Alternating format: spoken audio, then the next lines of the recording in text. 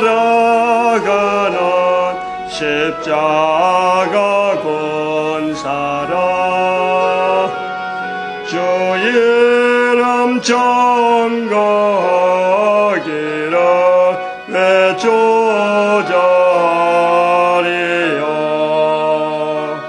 다른 군사 피 흘리며 나가서 싸울 때 나 혼자 편히 앉아서 걸어만 보리요. 다른 사람 어찌든지 나 주님의 용사되리. 나는 주의 군사되어 충성을 맹세하여 내가 승리하기까지 주 은혜로 싸우리. 주의 용사된 나에게 주의 일 맡기소서. 아멘. 할렐루야. 하나님 말씀 요한계시록 21장입니다. 요한계시록 21장 1절에서 끝절까지 말씀 교독합니다. 1절 말씀 제가 먼저 받들어 봉독드립니다. 또 내가 새 하늘과 새 땅을 보니 처음 하늘과 처음 땅이 없어졌고 바다도 다시 있지 않더라. 계시록 21장입니다. 21장에 새 하늘과 새 땅의 어떤 주제에 좀 부속되어지는 내용이죠. 오늘은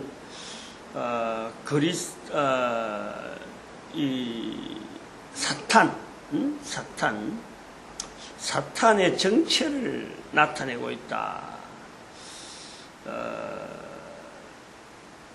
즉, 이 새하늘과 새 땅, 천국, 하나님의 나라, 이렇게 표현하는 이 성경은 우리가 그것에서 참 아름답고 소망하고 들어가서 살기를 바라는 나라라는 하는 개념 자체만 보고 쫓아갈 것이 아니라 새 하늘과 새 땅을 말하는 이 표현 이면에는 우리가 반드시 짚고 넘어가야 될 존재 하나가 이 사탄의 정체입니다. 사탄의 존재라는 거예요. 새 하늘과 새 땅이 되어지는 그 환경 안에서는 절대 이들이 참 아니야말로 근접하지 못하는 환경이죠. 그러나 그러한 환경을 두고 있다는 것은 이들의 존재가 활동하는 분명한 하나의 환경이 또 있다는 거예요.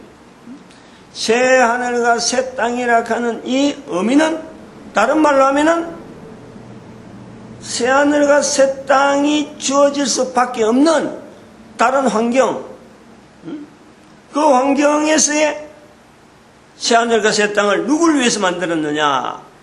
인간을 위해서 만들어졌다 그러면은 인간이 이 새 하늘과 새 땅에 사모하고 들어오도록 성경이 이걸 다 어쨌든 소개하고 예수 그리스도의 계시로 알리는 거라 그러면은 그 반대 부분에 이하고 경계되는 부분에 있는 이 환경, 즉 인간으로 하여금 천국을 누리지 못하게, 인간으로 하여금 하나님 나라와 새하늘과 새 땅을 결코 누리기를 원치 않는 존재가 있다는 거예요.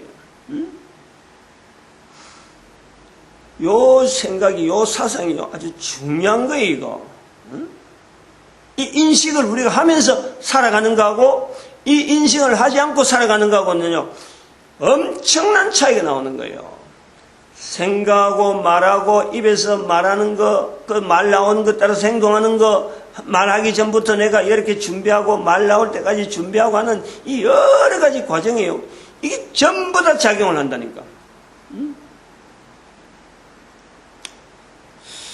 계시록을 일반적으로 대하는 자세에서 잘못된 부분이 우리가 늘 이거 지적해왔지만은 항상 알고 있어야 되는 것은 계시록은 성경의 마지막이면서 창세기에서부터 가장 멀리 있는 책이고 창세기가 창조되었다 그러면은 계시록은 그 반대로 멀리 있기 때문에 마치 파괴를 위한 전쟁이 일어나고 지진이 일어나고 그래서 인류의 종말에 대한 책이다.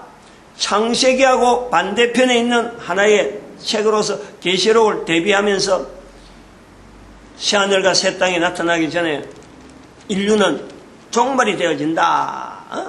그래서 심판받고 고통당하는 수많은 내용들, 요 계시록에 있는 여러 가지 내용들이 장차 있을 우리 인류사에 있는 종말적인 사건으로 보는 창세기하고 반대편의 어떤 의미로서 보려고 하는 이 시도는요, 절대 이건 잘못된 거예요. 그거는 계시록 안에 있는 표현 자체를 통해서 우리가 봐야 되는데, 계시록 1장 19절에 이제 있는 일, 요거 반드시 강조해야 돼요. 성경 해석하면서도 내한테 이제 있는 일, 지금 현재 우리가 살아가고 있는 이 상황 속에서 있는 일, 과거에 있는 사건 자체를 지금 있는 상황 자체로 우리가 다시 드릴 수 있는 이제 있는 일,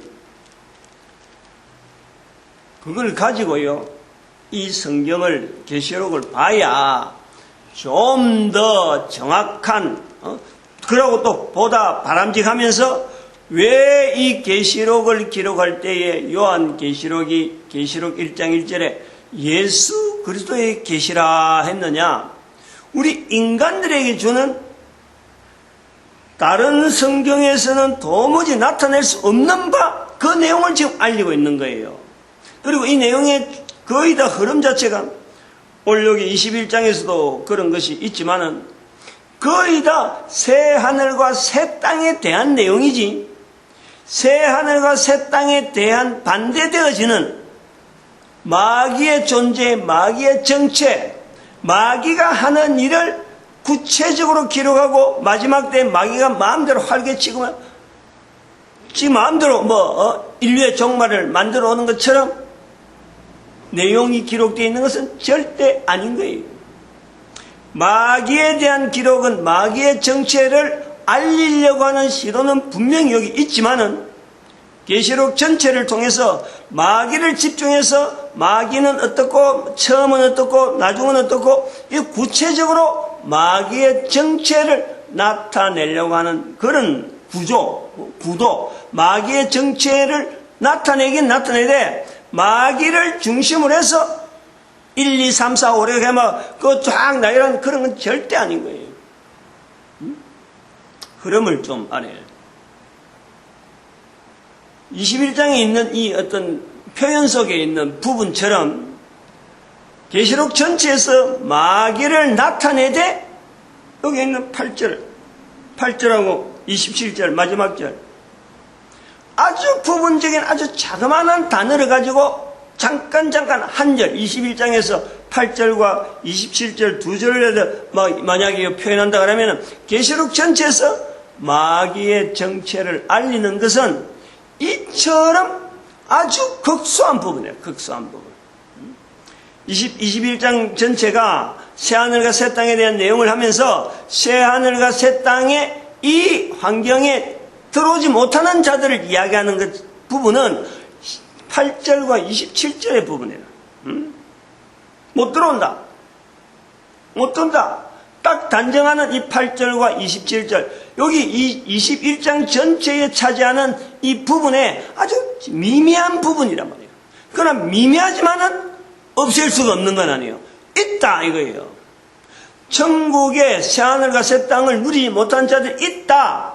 어떤 자들이냐? 새하늘과 새 땅을 이야기하면서 누리지 못하는 자들에 대한 표현이 아주 짤막짤막하게 있는 것이 21장이라고 한다면은 계시록 전체에서 사탄의 정체를 나타내려고 하는 의도는 분명히 있지만은 사탄에 대해서 마치 사탄이 계시록 전체를 기록해야 될 이유처럼 사탄을 뭐 과장해서, 아주 과장보다도 뭐 그 부분에 많이 할애를 해갖고 기록한 것은 아니라는 거예요. 그래서 사람들이 이걸 읽을 때에 이렇게 보편적으로 생각할 수 있는 이런 쪽으로 읽지 않고 그 선입견이 면제작용한다니까. 중요하다고 하는 이유가 이제 그런 거예요. 이게 성경을 창세기에서부터 계시록이라고 하는 이 부분을 두면서 창세기는 인류를 만들었고 모든 걸 만들어졌고 계시록은 성경의 마지막으로서 이것이 파괴되어지는 이런 구조로 가지고 대립되어지는 구조로 이 성경을 딱 전체를 보고 있다니까. 이게 아닌 거예요. 철저하게 창세기나 계시록이나 그 중간에 있는 숱한 책들은 성경이랑 구성되어진 안 속에 들어갔다는 것 자체가 성령 하나님의 섭리 가운데 들어간 책으로 우리가 보고 그걸 인정을 하면서 한 책 한 책마다 하나님을 나타내야 될 우리 인간들에 대한 나에 대한 그 요구를 지금 하고 있는 거예요. 내가 어떤 사람이냐? 하나님 앞에 지어진 자로서 하나님을 나타내야 되는 인간이라는 것.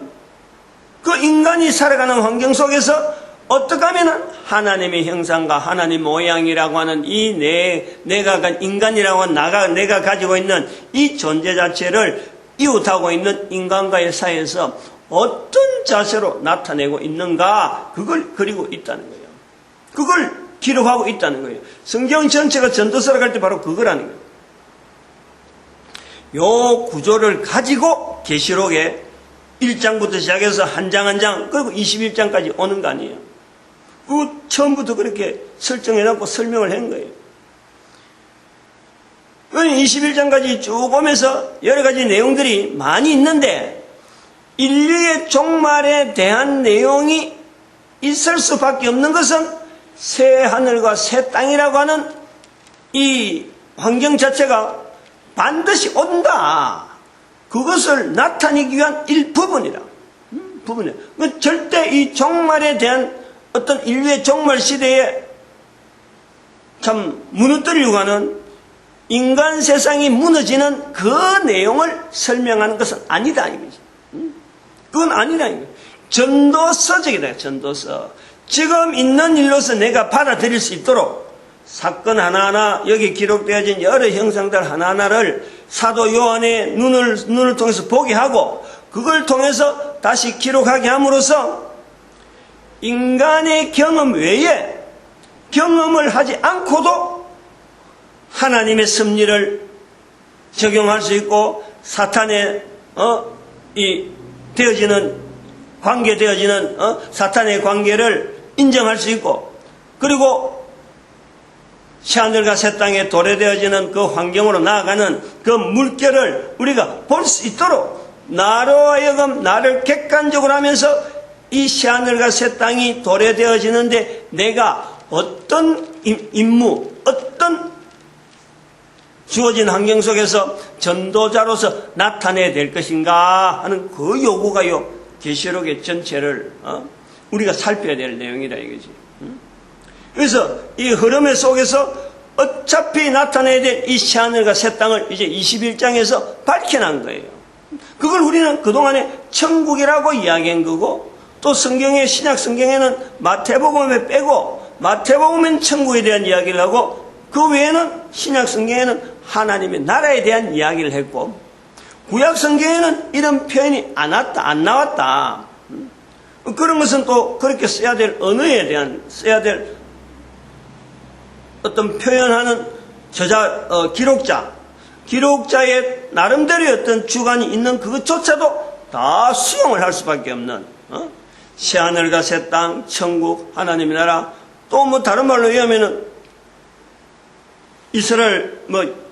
이스라엘과 연결해서 하나님이 이스라엘을 통치하는 그런 어떤 섬세한 구약의 전체 내용이 앞으로도 계속 개인에게 임할 수 있는 그 내용 임마누엘 되어지는 오늘 여기도 표현 21장에 나왔지만은 3절에 저희는 하나님의 백성이 되고 하나님은 친히 저희와 함께 계신다 하는 이 사건의 도래 여러 가지 표현이 있을 수 있어요. 천국에 대해서. 그 중에 우리가 잊어버리지 말아야 될 하나 분야는 바로 인간의 원수의 자리, 계시록에서 예수 그리스도 계시락하는 이 부분에서 빠뜨리지 않고 표현하고자 하는 이 마귀의 역사, 마귀들의 정체, 마귀들이 어울려서 이렇게 나타나는 행동들, 이 내용이 계시록에서 상세하게 설명되어 있다 하는 이걸요, 우리는 빠지면 안 된다니까, 빼버리면 안 된다니까. 그저 새하늘과 새 땅만 지향하는 우리의 걸음에 참 반응하는 나만 있는 것이 아니라 나를 괴롭히고 가지 못하게 하고 막으려고 하는 이 사탄의 존재, 새하늘과 새 땅하고는 전혀 반대되어지는 상극이 되어지는 것처럼 저들은 일절 접근하지 못하는 그 환경을 두고 활동하고 있는 이 존재, 이걸 우리가 인정을 해야 된다. 인정을. 그리고 그에 대한 표현 자체가 계시록 전체에서 나타나는 표현 자체가 많지 않다. 부분적이다. 21장에서 우리 아주 굉장히 이것 자체에서 계시로 하는 내용으로 볼 때는 사탄의 어떤 기능, 하나님 앞에서의 천국을 지향하는 우리 인간들을 바라보는 또 인도하는 그 상황에서요, 사탄의 역할, 어떤 사탄의 존재, 분명히 있지만은, 계시록 21장에 차지하는 8절과 27절이라고 하는 이 내용을 볼 때는 전체가 27절까지 되어 있는데 두 절에 대한 이 배려라는 것을 우리가 비교해서 살펴야 된다, 이 말이지. 곳곳마다 사탄의 역사가 있고 곳곳마다 하나님이 일하시는데 하나님의 영광이 나타나는데 그게 사탄이 참여하고 그게 인간을 참수하고 하는 이런 어떤 환경이 아니라는 거예요. 아주 계시록 자체가. 사탄의 존재는 분명 인정한다. 그러나 하나님의 섭리는 하나님의 주권대로 성령의 역사에 따라서 인간을 구원하고자 하는 그 모든 진행은 하나님의 주도적인 섭리 가운데 나타나는 거고, 바로 그것이 오늘날 내가 살아있는 동안에 직접 내가 확인할 수 있으면서 바라볼 수 있다는 거예요. 그럼 바라볼 수 있는 눈으로 사도 요한이 하나님께서 보여주시는 대로 기록한 것처럼 지금 내가 살아있으면서 현재적으로 계시록을 볼 수 있는 사람의 모습을 어제 우리가 말씀한 대로 이게 바로 전도자라는 거예요. 전도자. 새 예루살렘이 나타났다.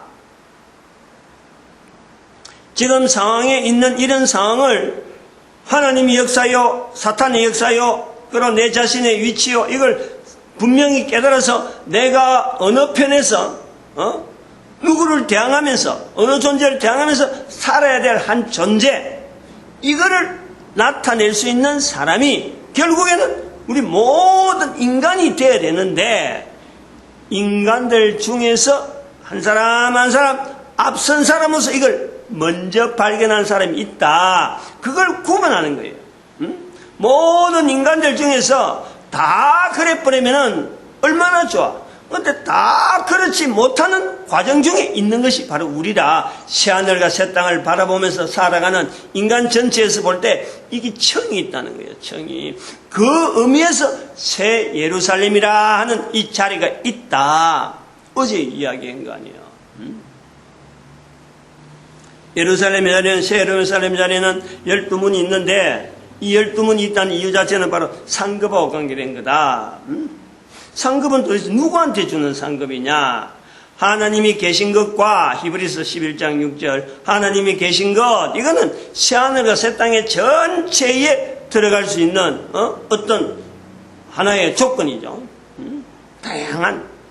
그러나 거기서 하나님은 상 주시는 자이십니다 하는 이 상하고 관계된 것은 바로 새 예루살렘이라고 하는 요 어떤 특별한 어떤 구역, 12문을 통해서 강문에 출입할 수 있는 어떤 상급의 차이가 있는 상급 종류, 뭐 이런 어떤 차이가 적어도 이 상 주시는 자이십니다 하나님께서 모든 사람들이 동일한 상이 아니고 반드시 거기에는 차이가 있는 분명한 상이 있다는 거지. 요걸 12문이다 하고 나타내고 있는다 하는데, 바로 요 12문에서 존재하는 이 사람들이 살아가면서 이 환경 자체를 하나님의 영광과 하나님의 어떤 섭리 속에서 붙여서 가고 있지만은 바로 그를 공격하는 사탄의 존재를 인식하면서 간다 이거요. 어찌 보면은 사탄의 존재가 내하고 같이 등달아서 가고 있었는데 그 차이가 있다는 거지. 어느 날 같이 가지 못한다 하고 배척하는 우리 인간의 모습이 있을 수 있고, 처음부터 사탄하고 아주 경계하면서 인식하면서 평생을 사탄과 같이 일절 우리가 인정하지 않고 사탄이 내한테 개입하는 것 자체를 인정하지 않고 늘 이렇게 경계 상태로 가면서 우리 인생을 살아가는 그 사람도 있는 거예요. 이런 다양한 이 계층, 이 형편, 이것이 12문에 해당되어지는 상급과 관계 있다.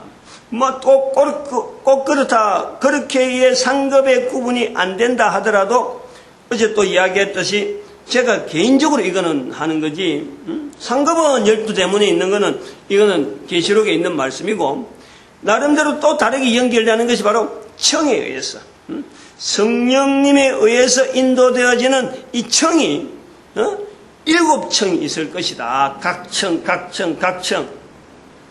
어찌 보면 영적인 그레이드죠, 그레이드. 인간편에서 가까운 어떤 것이 있는가 하면은 성령님이 아주 완전히 붙여쳐가는 7청이 있다니까. 완전히 인간의 어떤 이성에 가까운 영의 어떤 흐름이 있는가 하면은 완전하게 성령님의 붙여쳐만 갈 수 있는 그 영의 흐름이 있다. 요 청이 있다. 이 청과 각청에 있는 하나님에서 인도되어지는 또 12문에 해당되어지는 상급의 이 조화. 이런 과정이 새 예루살렘에서 적용되어지는 한 개인에게 나타나는 어떤 상급의 형상이 아니겠느냐. 제가 그렇게 보는 거예요.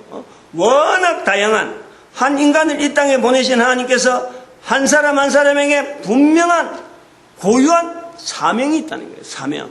어떤 사명이냐? 전도자로서 누구나 모든 인간이 다 이 사명을요, 다 이건 누릴 수가 있는 거예요.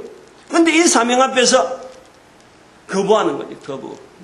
거부하다 보니까 8절에 있는 대로 하나님을 두려워할 수밖에 없는 상황에 갈 수밖에 없어요.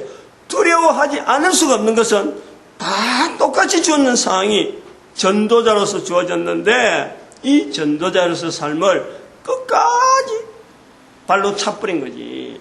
무시하고. 그래, 거기에 나오는 내용들이 지금 믿지 않은 자들, 흉악자들, 살인자들, 행음자들, 술객들, 여기에 포함되어 있는 8절에 있는 거라든지 27절에 있는 내용을 가지고 좋아할 사람이, 우리 사람은요, 이 좋아하는 단어가 아니에요.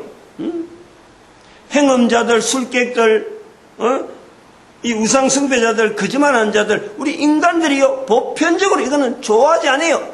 이런 좋아하지 않는 것을 알고도 불구하고 그런 자리에서 머물고 있는, 그것이 우리 인생이라고 하는 이 삶에서 우리가 여기에 대한 책임이 있는 거예요. 전도자라고 요구하는 하나님의 요구도 있지만은 거기에 반응하는 인간의 책임, 이것 때문에 결국에는 새하늘과 새 땅이 이르지 못하는 우리 인간의 환경, 요 환경에서 참 새하늘과 새 땅에 반대하는 이 사탄의 기능들이, 사탄이 할 일이 주어져 있는 거예요. 주어져 있는 거예요. 그렇다고 해서 사탄에게 사람들로 하여금 억지로 끌어다가 행음자 만들고 술객 만들고 하는데 그 책임이 사탄에 있는 것은 절대 아닙니다. 책임 자체는요, 인간에게 있어요. 근데 그런 환경을 조성한다는 거예요. 조성.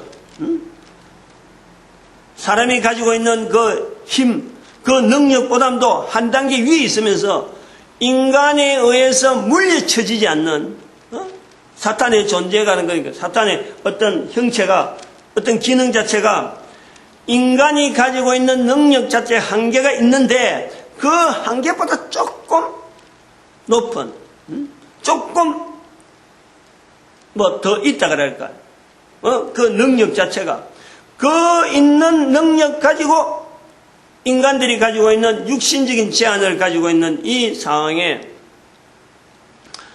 새하늘과 새 땅에 들어가지 못하도록 조성하는 요 일을 최선으로 최고의 어떤 과업으로 유일한 과업으로 그것만 종사하는 그 존재 사탄의 존재 그걸 우리가 인식을 하자는 거예요. 그걸 인식 요 새하늘과 새 땅을 통해서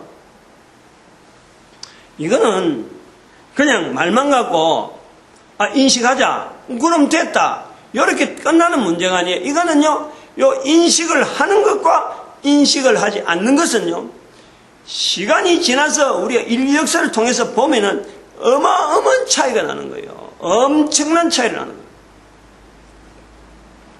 요 인식에 대한 어떤 반응이 결국에는 대륙국가라는 국가와 해양국가라고 하는 국가의 어떤 이 대립이 이 충돌이 어쩔 수 없이 나타날 수밖에 없다 하는 것을 우리가 볼 수 있단 말이에요.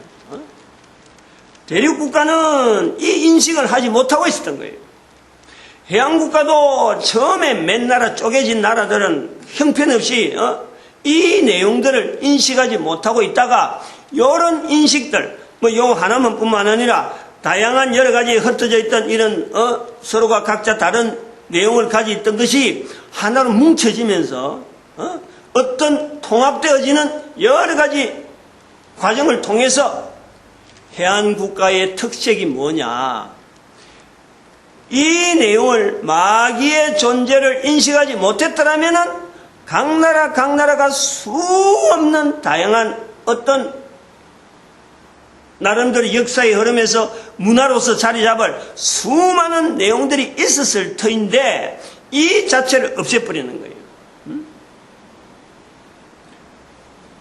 그래가지고 귀신의 흐름이라든지 귀신에 대한 표현이라든지 사탄에 대한 표현이라든지 그 다음에 하나님 나라 새하늘과 새 땅에 대한 이런 표현을 일률적으로 거의 공통적인 어떤 흐름에 같이 이것을 표현하면서 대립국가를 만난단 말이에요. 그래서 청일전쟁이 중요하다는 거예요. 중요하다는 거예요. 그냥 단순하게 대한민국 사람으로서 어떤 청일전쟁 자체에 대한 의미를 뭐 부각시키려고 하는 그런 의도보다도 뭐 부각시키려고 하면 노일전쟁은 없나요? 아니야말로 몽고군의 침입은 없나? 임진왜란은 없나요?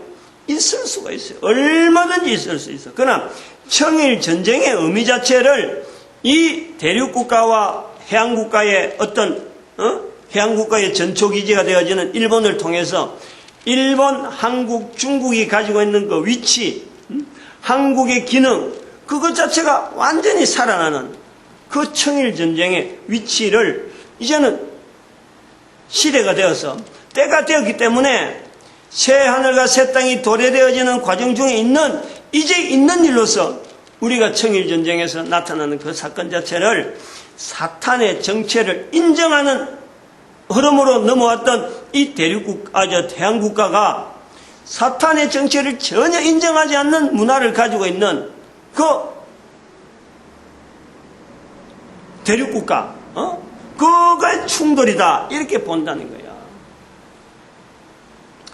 이런 내용들은 지금 현재 우리가 텔레비전 통해서,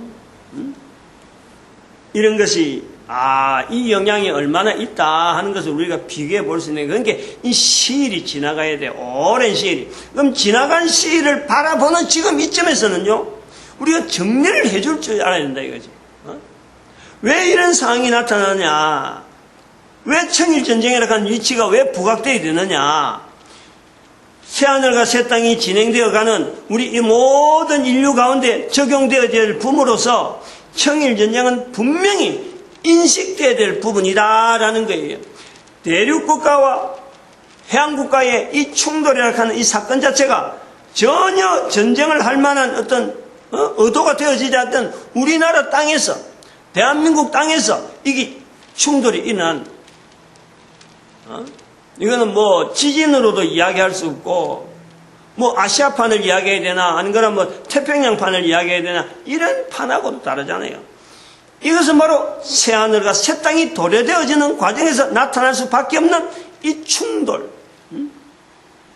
그 내용에서 계시록에 있는 이 마귀의 정체를 우리가 연결할 때에 마귀의 정체를 알고 있는 해안국가, 이 흐름이 있었다 그러면은 마귀의 정체를 전혀 새하늘과 새 땅하고 연결되지 않는 가운데서 매여 있는 이 중국, 요 세력이 결국 충돌이다. 요것을 우리가 표현해 볼 수 있단 말이에요. 청일 전쟁은요, 다양한 어떤 내용을 갖고 표현할 수 있어요. 마치 꼭 이렇게 안 해도 얼마든지 청일 전쟁의 의미를요, 이 하나님께서 새하늘과 새 땅이 도래되어지는 가운데서 나타나는 여러 가지 어떤 과정 중에서 이거는 필연적으로 온 인류를 하나 되게 만드는데 이 과정은 분명히 있어야 되는 거다 하는 그 자리가 있다니까, 청일 전쟁의 자리는.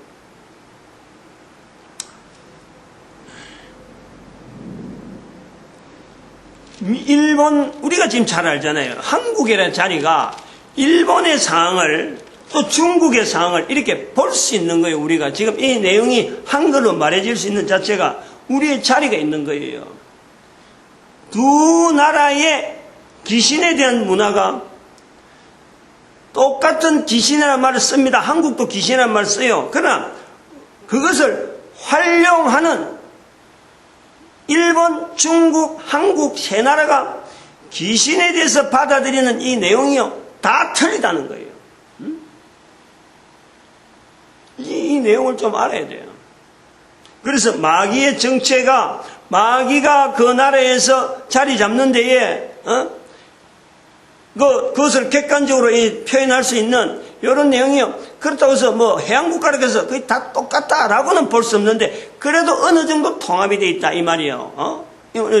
각 나라마다 그보다 더 오래된 문화가 있기 때문에 이 문화를 다 수용하지 못하고 이제는 넘어오는 과정에서 지금도 그 잔존되어 있는 여러 가지 어떤 기능들이 있지만은, 그러나 일반적으로 새하늘과 새 땅의 사탄의 정체의 어떤 기능, 새하늘과 새 땅에서 맞추어진 사탄의 기능에 대한 이 설명은 해양국가는 어느 정도 잡혀있는, 틀이 잡혀있는 거라 그러면 전혀 잡혀지지 않는 대륙국가의 중국의 모습을 우리가 한국에서 일본과 중국의 이 두 귀신 문화, 귀신에 대한 표현, 요거 하는 것을 우리는 설명할 수 있는 환경이 있다. 제가 책에도 이걸 조금 언급했는데, 중국은 귀신 자체를 인정하지 않는 거예요.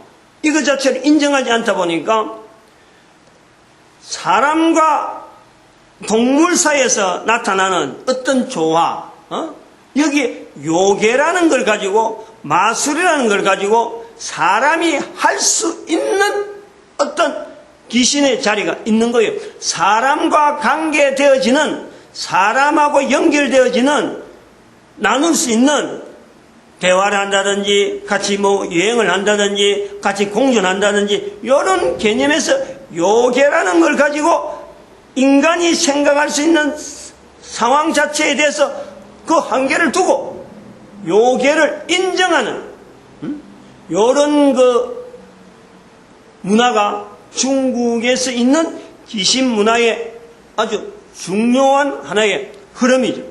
모든 중국 사람이 다 그렇다는 건 아니지만은 어쨌든 간에 새하늘과 새 땅을 염두에 두지 않는 귀신의 자리, 사탄의 자리, 이 자리를 인간이 더불어서 생활할 수 있는 공간으로 부여를 하고 있다. 이게 추세라니까, 추세. 손오공이 그래서 나오는 거예요.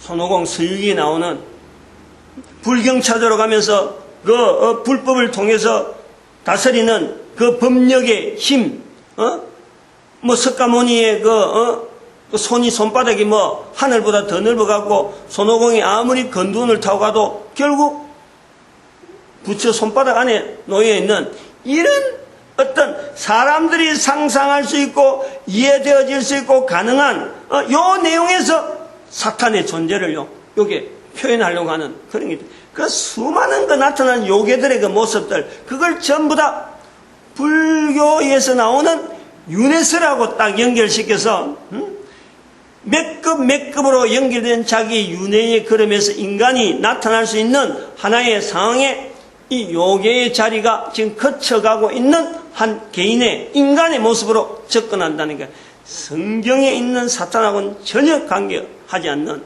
사람 속에서 생각되어지는 어떤 그 구조로 이 귀신의 자리, 사탄의 자리를 인정한단 말이에요. 그런데 실제로 사탄은 그 정체가 완전히 그래 되면요, 사탄은 정체가 완전히 감춰져 있어요.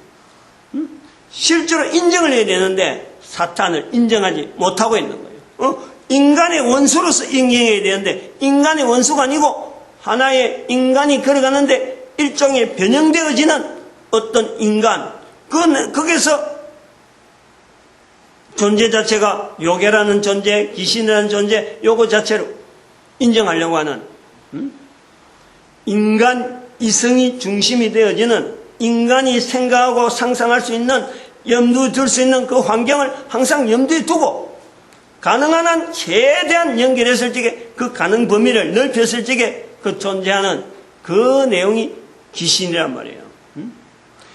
일본은 또 전혀 달라요. 일본의 귀신은 일본 문화가 가지고 있는 특색 자체가 두려움입니다. 두려움. 땅이 완전히 섬으로 되어 있으면서 육지하고는 전혀 동떨어지고 한쪽에는 망망대태평양이잖아요. 아무리 가도 육지가 없는데 유일하게 육지 있는 쪽이 대한민국 쪽이잖아요. 가장 가까운 대한민국 쪽이잖아요. 이 일본은 일본 국민 자체가 가지고 있는 환경상 제한되어지는 섬으로 되어지는 나라라 하는 그 특징 때문에 신에 대한 귀신에 대한 이것은요 전체가 다 두려움, 공포, 두려움을 조장하기 위해서 귀신이라고 하는 그 자체를 이용하는 거예요.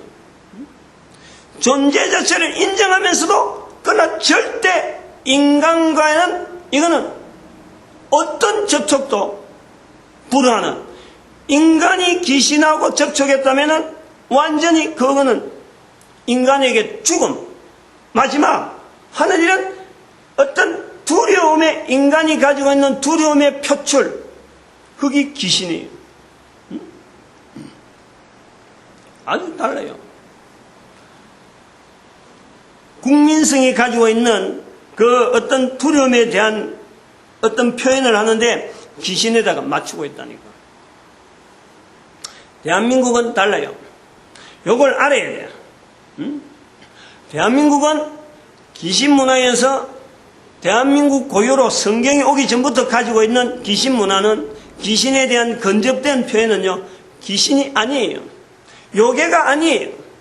중국에서 말하는 요괴 사상, 일본에서 나오는 귀신은요, 대한민국의 게 아니에요. 대한민국은 귀신이 아니고 도깨비예요, 도깨비. 요걸 구분해낼 수 있어야 돼요.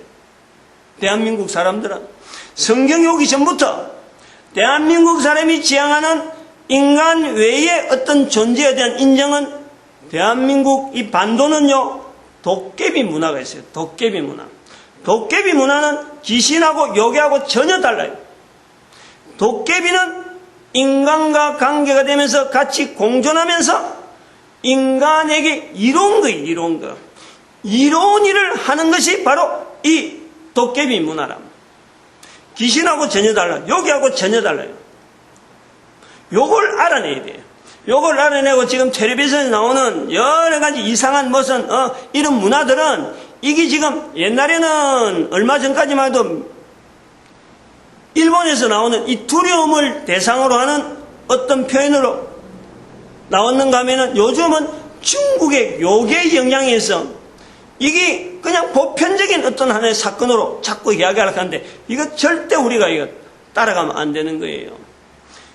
우리 한국의 고유한 귀신 문화는 귀신에 버금가는 어떤 인간 외의 다른 존재에 대한 인정은요, 이게 도깨비라. 이거는요, 대단히 제 개인적으로는 뭐 좀 그래 받아들인 거 있지만은 일반화시키는 과정에서 조심스러운 것은 뭐냐니까 이스라엘 백성들에게 자리 잡고 있는 성령 하나님을 인정하듯이 바로 우리 대한민국을 통해서 한민족을 통해서 오래전부터 인간의 다른 조건을 인정하는 다른 어떤 존재를 인정하는 성령님의 버금가는 표현이 바로 도깨비다 하고 받아들일 수 있어.